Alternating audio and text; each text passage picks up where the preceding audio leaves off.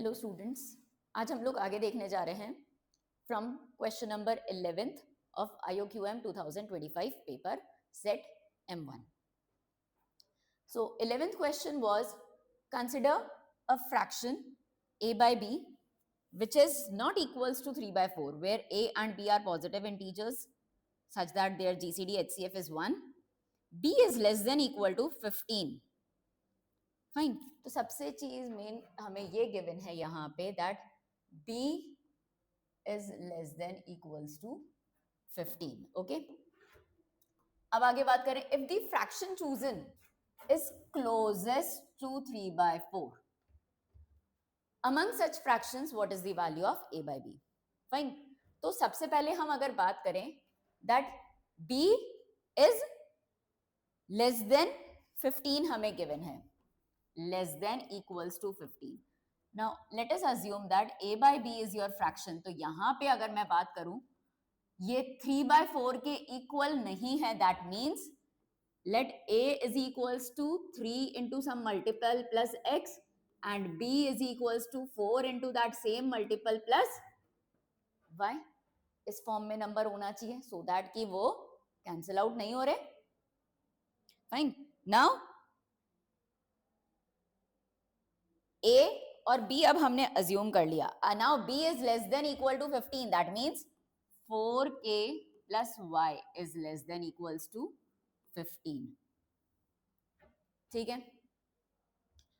Next thing is ये closest to 3 by 4 है, that means a by b minus अगर मैं 3 by 4 की बात करूं, ठीक है, इसकी एब्सोल्यूट वैल्यू, इसका मॉड m, ये मुझे मिनिमम वैल्यू में चाहिए. ठीक है. तो a की वैल्यू जरा इधर हम सब्स्टिट्यूट करें तो a हमने क्या अज्यूम किया है 3k plus x upon b minus 3 by 4. Minimum value of this is required. LCM लेके सिंप्लीफाई कर लो तो 4b एलसीएम इधर क्या हो जाएगा 4, that is 12k plus 4x minus 3 into B, और b की वैल्यू रख देते हैं तो माइनस 12k माइनस 3y. ठीक. यहां पे देखें तो 12k माइनस 12k कैंसिल हो रहा है, 4x minus 3y. Now 4x minus 3y ये 0 के इक्वल तो नहीं हो सकता, अदरवाइज वो 3 by 4 के इक्वल हो जाएगा. सो अब अगर मैं बात करूं कि इसकी मिनिमम वैल्यू चाहिए मुझे, यानी कि maximum value of b is required and the minimum value of numerator is required. तो ये चीज कब पॉसिबल होगी मेरी, व्हेन b की वैल्यू तो एट मैक्स में क्या ले सकती हूं 15. b की वैल्यू हमने क्या ले ली 15 ले ली. ठीक है.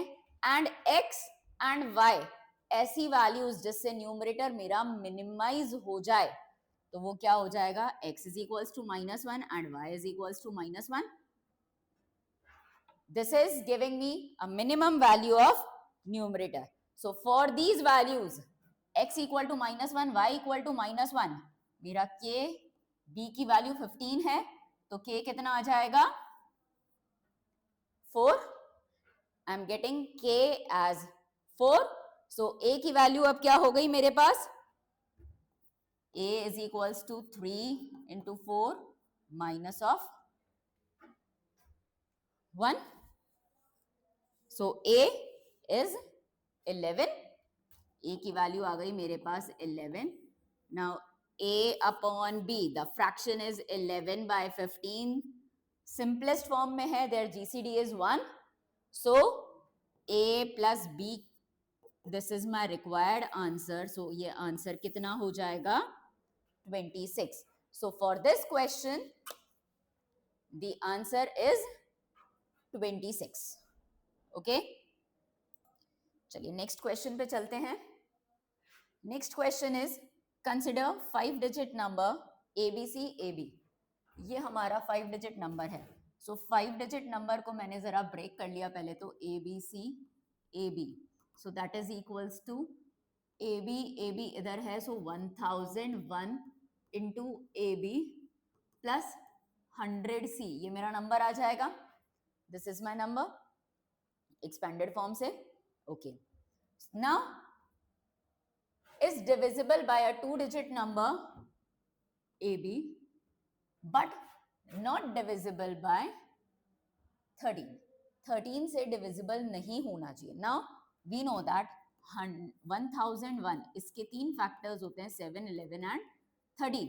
अगर इसके ये तीन फैक्टर्स है that means this number is divisible by 13. So for making this complete number non-divisible by 13, मेरा 100C ये divisible by 13 नहीं होना चाहिए. So this should not be equal to 0 mod of 13. Now highest value, ऐसा सबसे बड़ा number निकालना, largest possible sum. Okay, so अब देखते हैं हम C की क्या क्या values हैं for which this is 100C is not divisible by 13. तो C की सारी इंटीग्रल वैल्यूज हो सकती हैं 1 से लेके 9 तक, क्योंकि कोई से भी इंटीजर से फ्रॉम 1 to 9 100C डिविजिबल नहीं होगा 13 से. अगर 100C डिविजिबल नहीं है 13 से तो हाईएस्ट वैल्यू ऑफ C से मैक्सिमाइज सम हो सकता है. सो हम C की वैल्यू क्या लेंगे? 9. ठीक है, C तो हो गया 9. नाउ ऐसा सबसे बड़ी वैल्यू सच दैट 900, सबसे बड़ा 900 का 2-digit फैक्टर AB वो क्या हो सकता है? अब हमारा 100C तो हो गया 900, तो अब ये AB से डिविजिबल होना चाहिए पूरा नंबर. तो 900 नंबर का सबसे बड़ा फैक्टर 2-digit में क्या हो सकता है? अगर मैं इसका मैक्सिमाइज फैक्टर ले लूं एक 2-digit में, that is 75.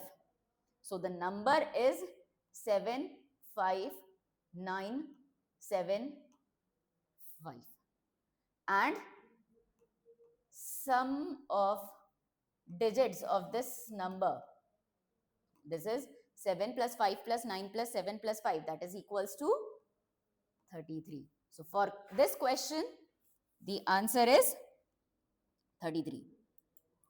चलिए नेक्स्ट क्वेश्चन पे चलते हैं.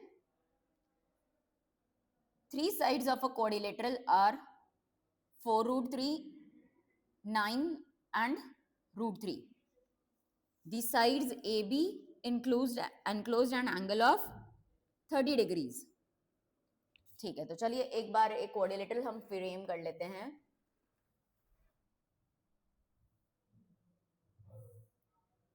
Let this is my quadrilateral. इसकी नेमिंग हम लोग कर लेते हैं P, Q, R and S. This is 4 root 3. This complete side is 9, enclosing an angle of 30 degrees. Fine. And if the sides B, यहां पे ये साइड C ये √3 हो जाएगी, and angle between the B and C side is 90 degrees. If the acute angle between the diagonals is x degree, तो हमें वो acute angle between the diagonals find करना है.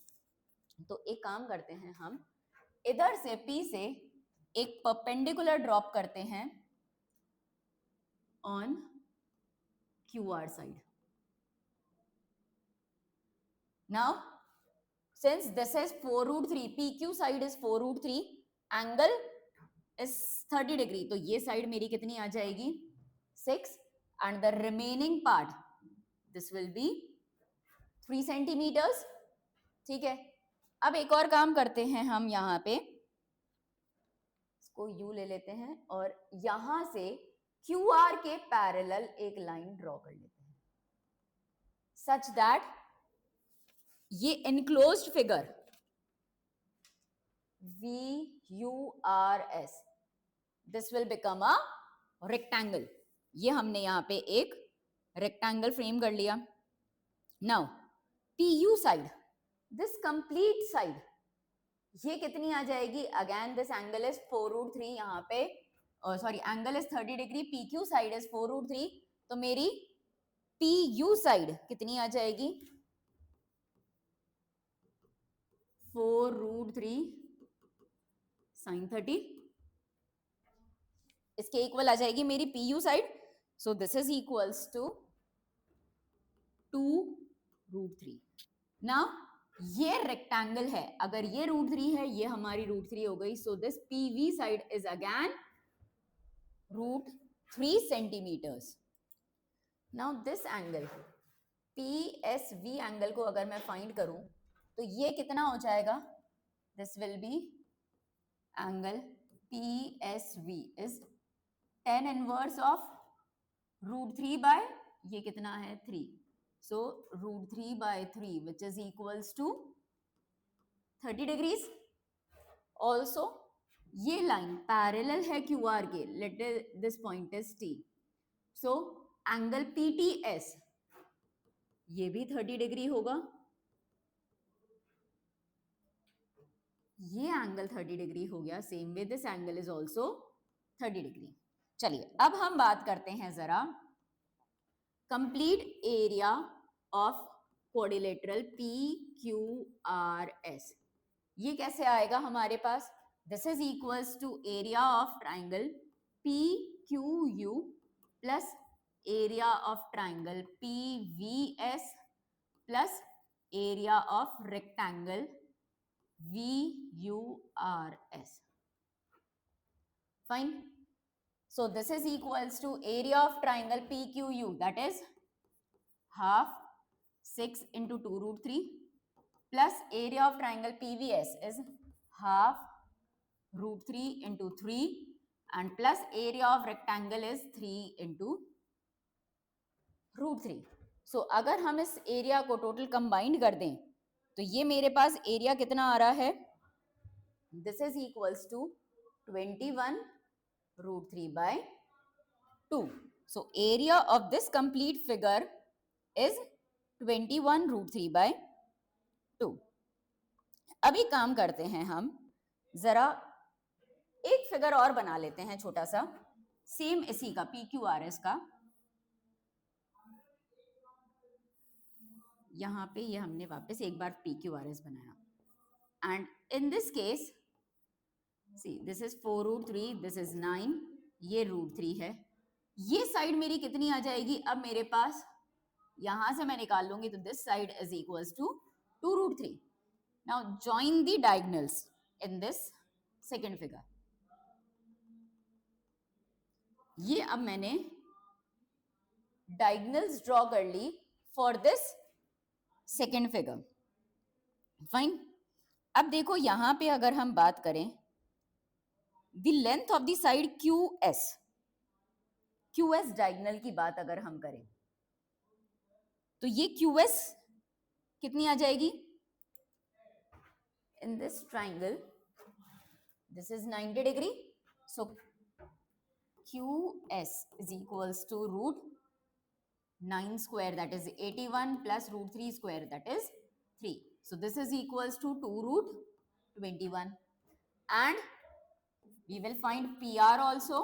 अब PR हम कहां से निकाल लेते हैं? PR हम यहां से इस ट्राइंगल में से निकाल लेते हैं. PU complete length is 2√3 and UR is 3. तो PR हमारी क्या हो जाएगी? Root square of 2√3 and plus 3 square, that is 9, and this, so √21. Now again area of quadrilateral PQRS, this is equals to half D1, that is 2√21 into D2, that is √21 into sine of x degree, the acute angle between the two diagonals. So now we know that ये area और ये area this should be equal. जैसे ही हम इसे equate करते हैं 21 gets cancelled upon 2 gets cancelled. So sine x twice of sine x degree is equals to क्या रह जाएगा? √3 और साइन x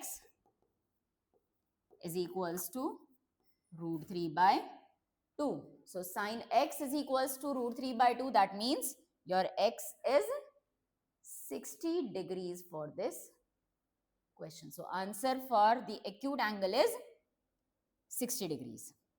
ठीक है, नेक्स्ट क्वेश्चन पे चलते हैं।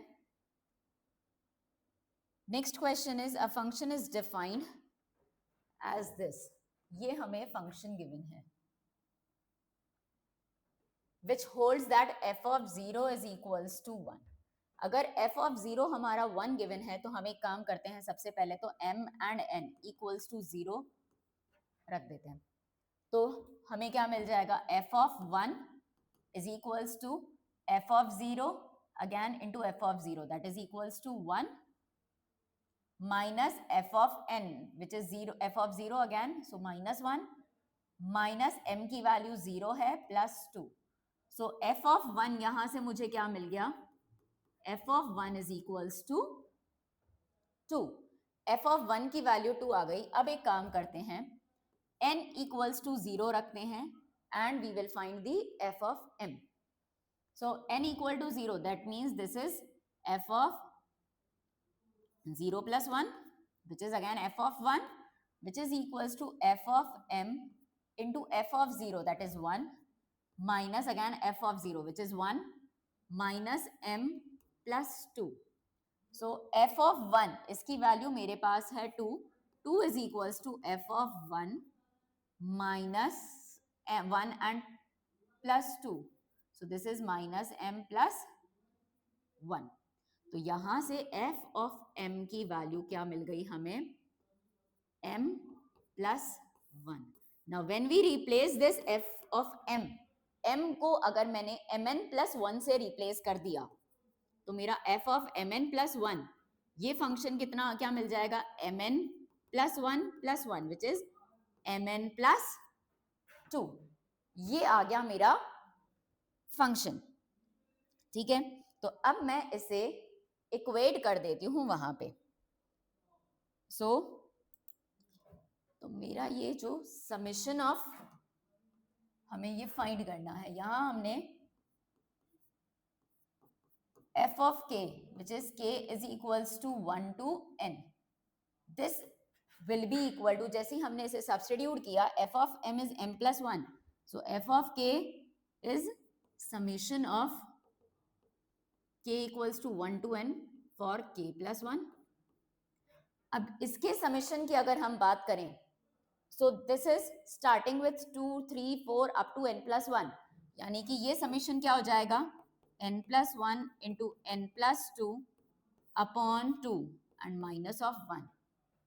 1 से समेशन स्टार्ट होता तो ये हो जाता सिर्फ, so it is starting from 2 तो हमने minus 1 कर दिया and ये वैल्यू मुझे चाहिए लेस देन 100। so ये क्या बन गया हमारे पास, n square plus 3n plus 2 minus of 2 is less than 200। so n square plus 3n should be less than 200 या minus of 200 is less than equal to 0। now we have to find the value of n for which this holds। तो अब अगर मैं बात करूं n की value, क्योंकि n is a positive integer तो लार्जेस्ट पॉसिबल इंटीजर यहां पे क्या जा सकता है, n equals to 12 for which the value becomes, this value becomes 180। जैसे ही n equal to 13 पे जाएंगे ये वैल्यू उससे बड़ी हो जाएगी। so for me the answer of this question is n equals to 12। Next question पे चलते हैं। Next question is there are 6 coupons numbered from 1 to 6 and 6 envelopes also numbered from 1 to 6. The first 2 coupons are placed together in any one envelope. Similarly, the third and fourth are placed together and the last 2 are placed together. Yet another different envelope. How many ways can be done if no coupon is placed in the envelope having same number? So this question is similar to the de-arrangement. de-arrangement की concept पे दे दिया है ये question. तो यहां पे अगर मैं बात करूं, सबसे पहले let the first 2 कूपन्स, अगर मैं बात कर रही हूं फर्स्ट 2 कूपन्स की, they can go in any of the 4 envelope except 1 and 2, so they have 4 different ways, क्योंकि वो 1 और 2 के अलावा किसी में भी जा सकते हैं। ठीक है, अब हम बात करते हैं थर्ड और फोर्थ की। पहले हम ले लेते हैं case 1, that the third and fourth coupon, fine, third and fourth coupon अगर ये फर्स्ट या सेकेंड में से किसी में गए हैं, they are going in first और सेकेंड एनवेलप, फाइन। सो इसके कितने वेज हो गए मेरे पास? There are 2 ways for this, this is equals to 2 ways. Now for this case, the 5th and 6th coupon, अब इनके पास में क्या क्या पॉसिबिलिटीज लेफ्ट रहेंगी? या तो ये इनमें से बचे हुए सेकंड, जिसमें भी फर्स्ट या सेकंड में गया है, तो either they go for second और they go for the fourth coupon. इसके अलावा उनके पास में कोई भी पॉसिबिलिटी नहीं है, so they are having only 2 ways left for this. Okay, now अगर अब मैं बात करूं केस सेकेंड की, that is case second is I am assuming that मेरे जो ये थर्ड एंड फोर्थ कूपन है, ये किसी 5th या 6th में गए हैं। Third and fourth coupon, they went into either 5th और 6th envelope। अगर ये इन दोनों में से किसी में गए हैं, so they are having 2 ways for this. Now the ways left for the 5th and 6th coupon, अब 5th और 6th कूपन के पास में क्या वेज लेफ्ट रह जाएंगे हमारे पास? या तो वो फर्स्ट में जा सकते हैं या सेकंड में जा सकते हैं, या वो फोर्थ में जा सकते हैं। Okay, so they are having 3 ways left. ठीक है, किसी भी एक में तो ये फर्स्ट या सेकेंड वाला जा चुका होगा, so now they are having the ways either first second और वन ऑफ दी 3 और 4। सो अब टोटल वेज की अगर मैं बात कर लूं, यहां पे मेरे पास कितने वेज हो गए? These are 4 ways total, 2 into 2, और यहां पे अगर हम बात कर लें, these are 6 ways. Okay, and total ways will be this 4 way multiply by these 2 cases, 4 plus 6. So the answer is 40 ways are there for this D arrangement. Next question. F of x be the 2 polynomials of degree 2 such that f of minus 2 upon g of minus 2 is equals to f of 3 upon g of 3, that is equals to 4. तो एक काम करते हैं हम यहाँ पे x assume कर लेते हैं, let x can be either minus of 2 or 3, for which the f of x upon g of x, this is equals to 4, which implies that f of x minus 4 times of gx, this is equals to 0. ये हमारा एक function बन गया।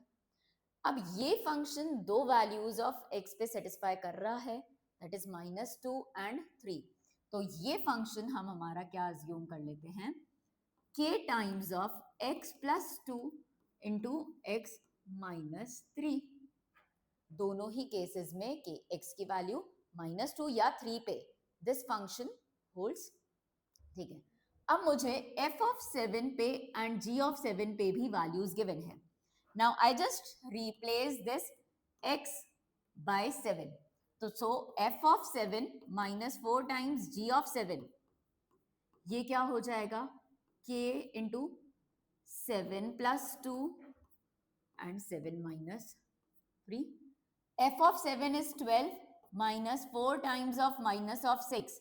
This is equals to k times of 9 into 4. 36. और ये भी यहाँ पे कितना हो रहा है 12 plus 24 that is 36. So k is equals to 1. k की वैल्यू हमें मिल गई है 1. So our function is f of x upon g of x. जो अभी हमने अज्यूम किया था f of x minus 4 of x, ऐसे लिख लेते हैं f of x minus 4 times of g of x. This is equals to 1 into x plus 2 into x minus 3. Now we have to find the value of f of 5. हमें f of 5 की value चाहिए. g of 5 is given to us as 2. So f of 5 is equals to minus 4. g of 5 is 2 into 5 plus 2, 7. 5 minus 3, 2. So f of 5 की value हमारी कितनी आ गई 14 plus 8. So 14 plus 8, the answer is 22. So answer for this question is 22. Next question. MTAI is a parallelogram of area 40 by 41. चलिए, this is a parallelogram MTAI where MI is 1 by MT. तो अगर ये x है, these two sides are x, then these two sides are 1 by x. If D is the least possible length of the diagonal MA, then D square is equals to A by B. Okay. हमें mod of A minus B की value find करनी है. So first of all देखो, अगर मैं इस parallelogram के area की बात करूं तो एरिया ऑफ ट्राइंगल हमारे पास होता है half A B sine theta. तो यहां से क्या हो जाएगा half of x into 1 by x sine theta. Let us assume that the angle between them is sine theta. तो ये हो जाएगा x into 1 by x sine theta. So area of parallelogram MTAI is twice of this and which is equals to 40 by 41. So x gets cancelled, half gets and 2 gets cancelled. तो यहाँ पे मेरे पास sine theta की value आ गई 40 by 41. Sine theta अगर ये है तो कॉस थीटा कितना आ जाएगा? Cos theta will be 9 by 41. ये हमारा कॉस थीटा आ गया. अब कोसाइन रूल के अकॉर्डिंग अगर हम बात करें कॉस थीटा वो क्या होगा x square plus 1 by x square minus d square upon 2ab, that is twice of x into 1 by x, which is equals to 9 by 41.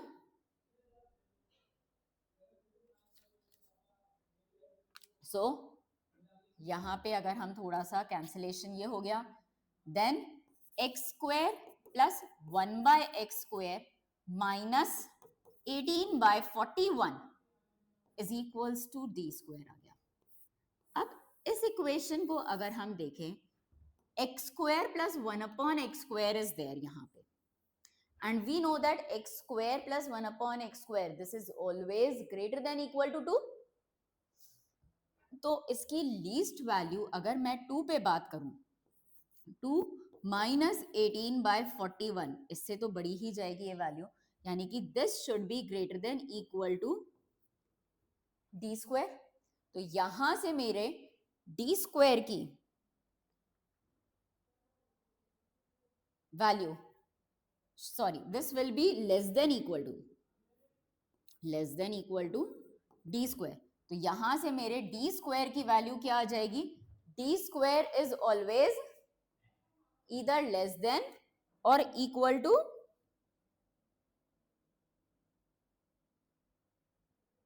just a minute. D square is greater than equal to, greater than आ गया है 64 by 41. So the minimum value, the least value of d square can be 64 by 41. A or B, GCD is 1, then A minus B mod, which will be mod of 64 minus 41. So the answer of this question is 23. 23 is the answer of this question. Next question. Let n be the number of 9-digit integer that can be obtained by permuting 2 2s and 3 3s and 4 are there, such that have at least 1 3 to the right of the rightmost occurrence of 4. So सबसे पहले हम यहाँ पे यही करते हैं, हम 3 और 4 का अरेंजमेंट कर लेते हैं. So arrangement of 3 3s and 4 4s such that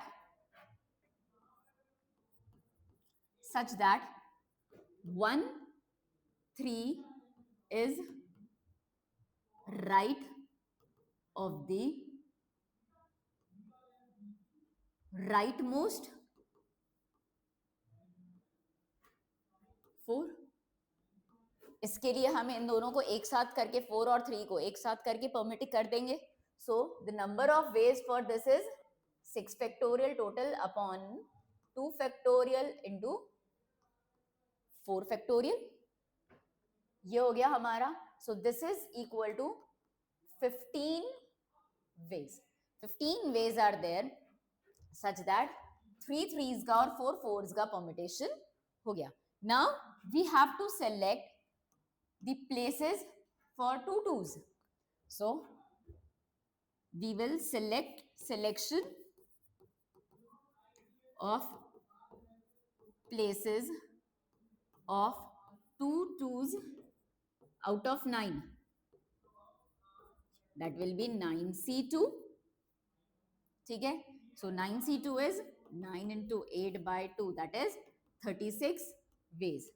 So total permutation for this number, total ways will be 36 into 15, that is 540 ways are there. Now we have to find the remainder when n is divided by 100. So when 540 is divided by 100, the remainder is 40. So the answer of this question is 40. Next question. In a triangle ABC, the B angle is 90 degree and AB 1 BC 2. तो हम एक triangle draw कर लेते हैं.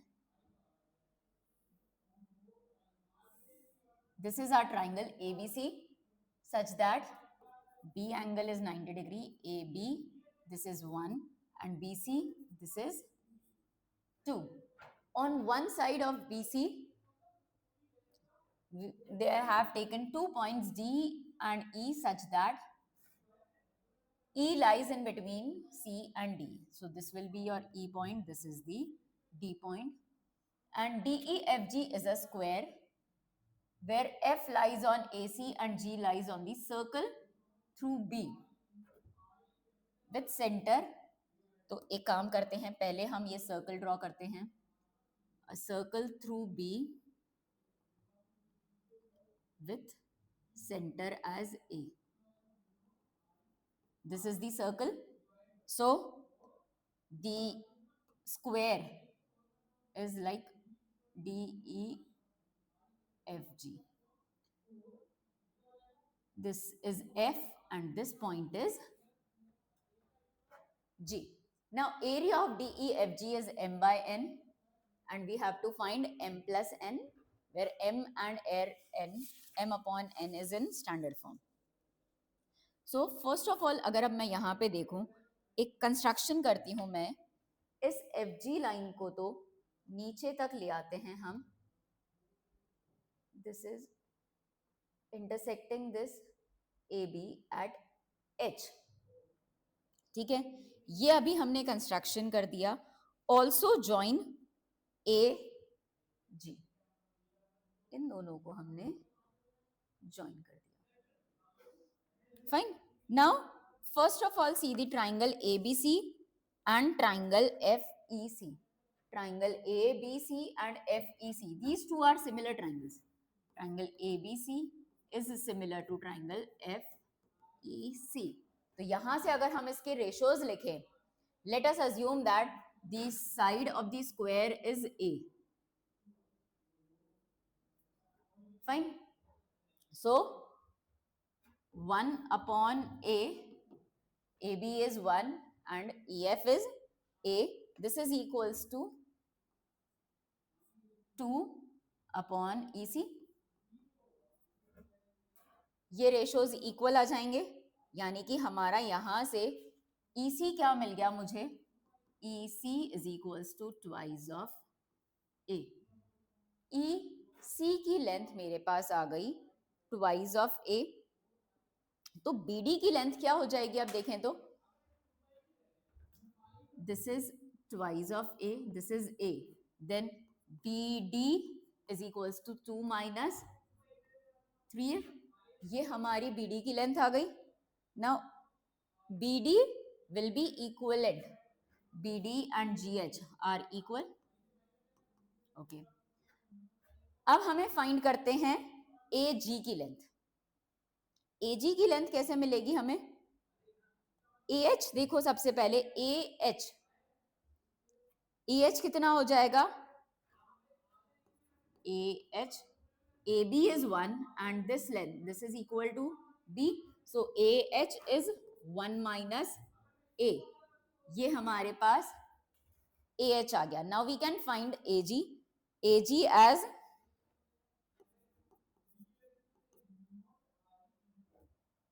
AG square will be equals to your 2 minus 3A square plus 1 minus A square. And your AG, this length is equals to 1 because this is the radius of this circle with center A through B. So the radius of this circle is 1. So the length of AG is also 1. So solving this, we can get the value of A.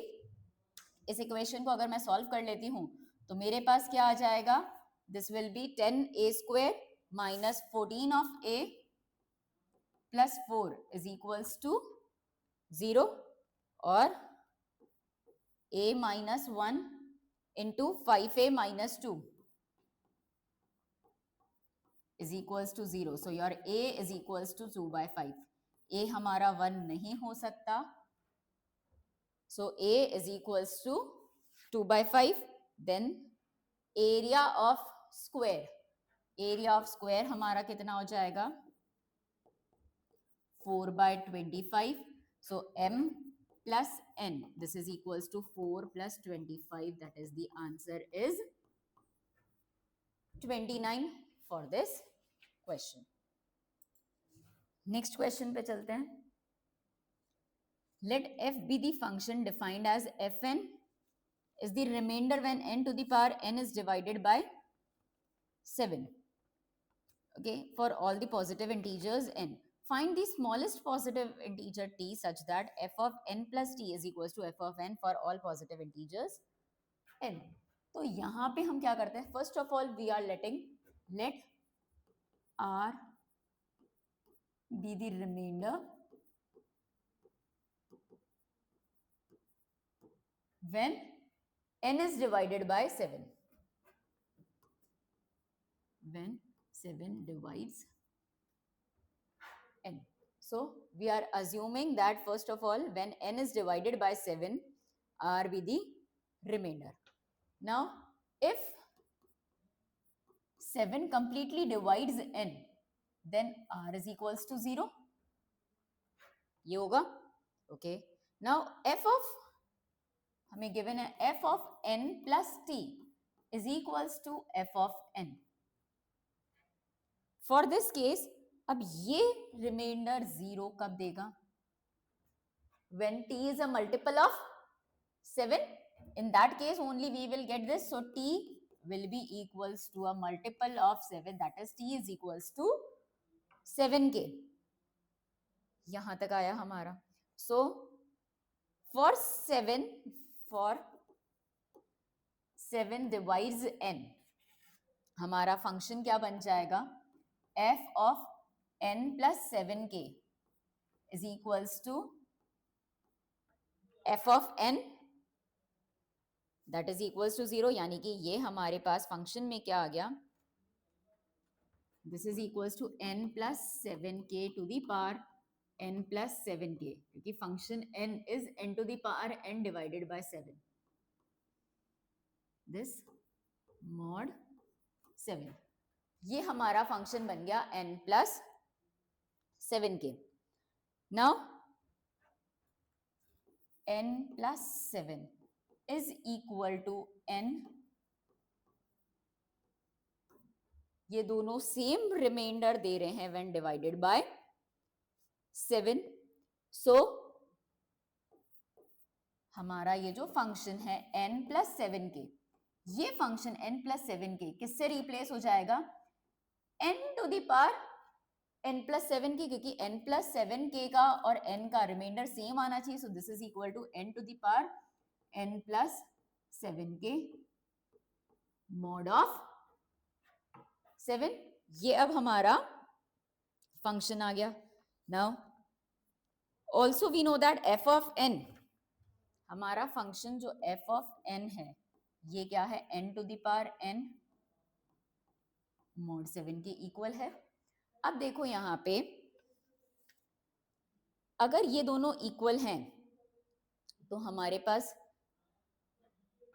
n to the power n, यहाँ पे भी n to the power n plus n to the power 7k आ रहा है ना. यानी कि this is equal to what, n to the power n into n to the power 7k mod 7. now for these two, इन दोनों को equal होने के लिए बाकी का पार्ट तो सेम है, that means n to the power 7k ये किसके इक्विवेलेंट हो जाना चाहिए, 1k equal when divided by 7. so this is 1 mod 7. और ऐसा कब होता है हमारा, अगर हम टोटिपोटेंट फंक्शंस की बात करें, phi n ये क्या हो जाएगा, 7 into 1 minus 1 by 7. so this is equal when n is equals to 6. so the least multiple of this is 6, यानी कि t की मिनिमम वैल्यू क्या आ जाएगी, 7 into 6 that is 42. so the answer for t minimum value हमें पता है इसकी कब आएगी, when k is equals to 6. so the value of minimum t is 7 into k. t हमारा 7k था, so this is equals to 42. Okay इसके आगे के क्वेश्चंस हम लोग पार्ट 3 में कंटिन्यू करेंगे. Thank you.